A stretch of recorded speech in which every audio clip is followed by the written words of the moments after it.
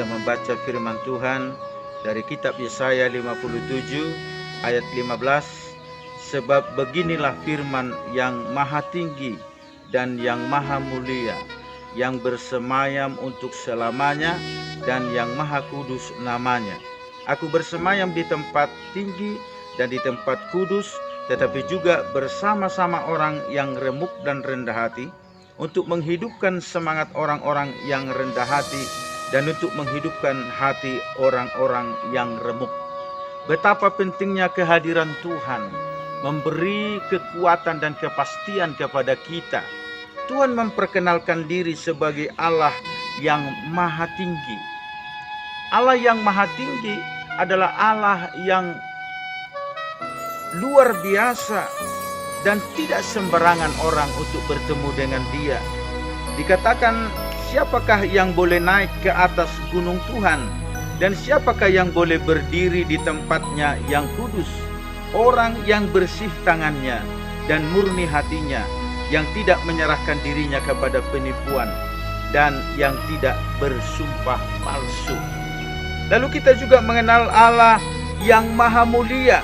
Dikatakan dalam 2 Petrus 1 ayat 17, kami menyaksikan bagaimana Ia menerima kehormatan dan kemuliaan dari Allah Bapa ketika datang kepadanya suara dari yang maha mulia yang mengatakan, inilah anak yang kukasihi, kepadanya lah aku berkenan. Kita juga mengenal Allah yang maha kudus dalam Yesaya 54 ayat 5. Sebab yang menjadi suamimu ialah Dia yang menjadikan engkau, Tuhan semesta alam namanya, yang menjadi penebusmu ialah yang maha kudus Allah Israel. Ia disebut Allah seluruh bumi. Kita lihat di sini bahwa Tuhan selalu berpihak kepada orang benar, karena dikatakan orang benar binasa dan tidak ada seorang pun yang memperhatikannya. Orang-orang saleh tercabut nyawanya dan tidak ada seorang pun yang mengindahkannya.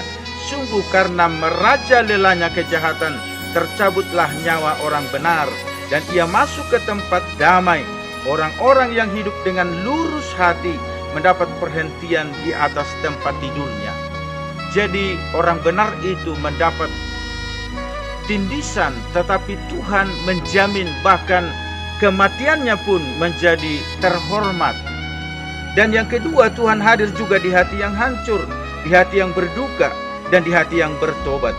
Dikatakan, sebab begini firman yang maha tinggi, yang maha mulia, yang bersemayam untuk selamanya, dan yang maha kudus namanya. Aku bersemayam di tempat tinggi dan di tempat kudus, tetapi juga bersama-sama orang yang remuk dan rendah hati, untuk menghidupkan semangat orang-orang yang rendah hati dan untuk menghidupkan hati orang-orang yang remuk.